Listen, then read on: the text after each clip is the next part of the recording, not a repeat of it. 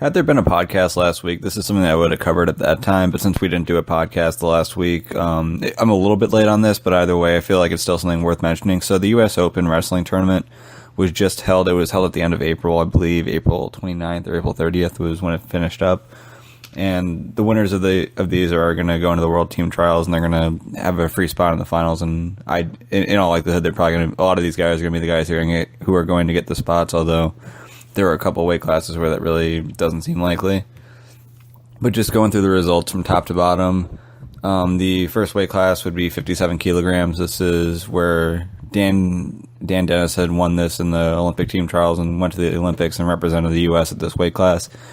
I don't know whether Dennis is done with wrestling now at this point after having made the Olympic team or whether he intends to come back at some point, but he wasn't in this tournament, so the guy who he faced in the finals, Tony Ramos, was able to make it to the finals himself, and much like in that tournament where he had to win some late matches, and even much like the NCAA tournament that Ramos won, there were a lot of really close matches, but he was able to get the wins in all of them, all the way up into the finals, where he defeated Nashon Garrett 5-3.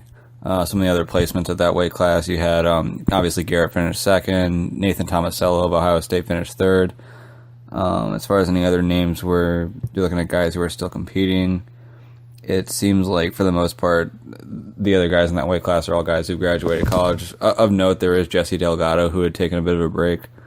He finished 7th, which isn't exactly the best for him, but he's got a really interesting style, and the fact that he took so much time off was going to make it tough for him. So it'll be interesting to see if he wants to keep going after this and see how far he can get.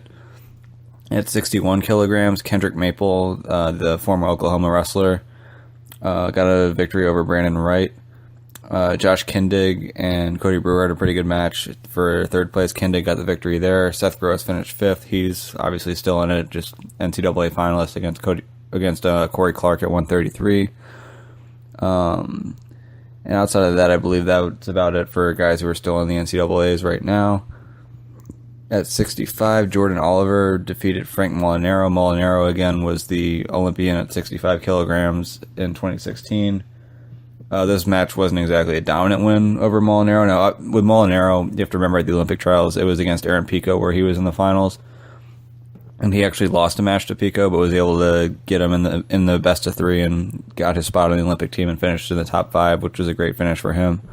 So Oliver won this match. It was a 4-4. So Oliver got the tiebreaker on that, but pretty good match. Zane Rutherford finished 3rd in this. So good luck for him. Obviously, he's been dominating in the NCAAs. And then as far as other guys, it looks as though it was just him. It was just Zane Rutherford, who's still in the NCAAs right now, that had a finish at 65 kilograms. At 70, the winner there was James Green, who's been very successful at 70 kilograms. Unfortunately for him, that's not an Olympic weight. But nonetheless, for him to get the victory there was pretty big. Jason Knoll finished 4th in that weight class. Wasn't exactly as dominant as he's been in the NCAAs. You didn't really see that in the U.S. Open. Now, granted, freestyle and folk style are different, and the level of competition is a lot different too, but still not the worst for him to finish in the top 4 there, and he's still got time to keep improving. And again, that's about it for current NCAA wrestlers who were finishing in the top 8 at that weight class. The big weight class that everybody was talking about heading into this tournament, and they ended up getting the match that they wanted, was 74 kilograms. So this was Kyle Dake versus Jordan Burroughs. Burroughs obviously has been top of the world at this weight for a while, had a very bad tournament in the Olympics, and there was some question marks whether or not he was going to come back, or if he does come back, how good is he going to be. Kyle Dake just keeps on getting better, and so there were question marks on how close is the gap between whether Burroughs was getting a little bit worse and Dake getting a little bit better. How close is the gap now? And we found out the gap is extremely close. This was a match that was scored 2-2. Jordan Burroughs got the win there, but there was some controversy with that. Obviously, Dake is at a point where he can definitely compete with Burroughs and he can definitely beat him, but in this case, he didn't get the win. But you have to wonder if these guys are still going at it at 74 kilograms come 2020. How much better is Dake going to get? Is Burroughs going to kind of get back on his horse and keep improving too? What's the gap going to be like at that point? But at this point in 2017, for them to be this close, it really makes projecting out the 2020 roster that much more interesting. As far as some other results there, Alex Derringer beat Anthony Valencia. So for Valencia, he's a true freshman, finished 4th.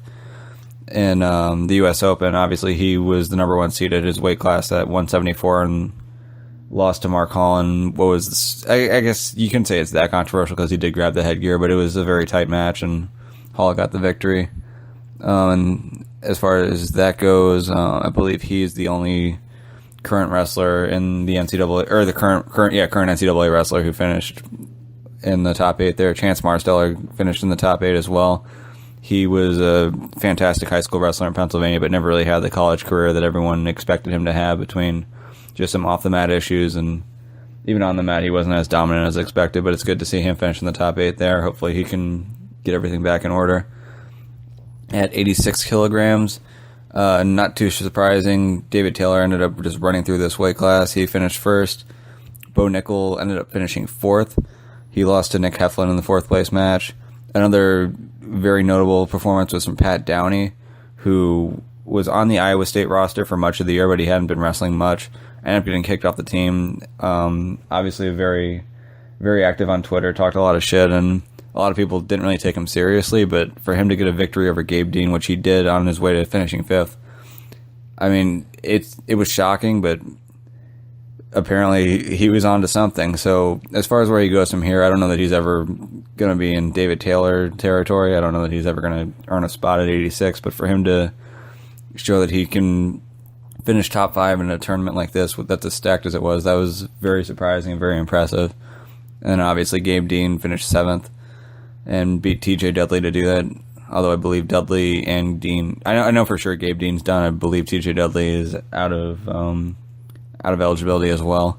At 97 kilograms, Kyle Snyder was not in this bracket. This is the weight that Kyle Snyder usually wrestles at, and so the winner of this bracket is most likely not going to be representing the U.S. internationally at this weight, obviously, because they're not going to be Kyle Snyder. The winner of this bracket was Kyvan Gadsden, who I guess, after me saying not going to be Kyle Snyder, Kyvan Gadsden, of course, won his national title at Iowa State by beating Kyle Snyder his freshman year, but it feels like between then and now, Kyle Snyder's just improved so much, and for him to be a world and Olympic champion, as good as Gadsden is, and the fact that he can beat Kyle Snyder, and he has in the past, I just don't see it happening in the future or in the present, really. But he beat Micah Burek to get that.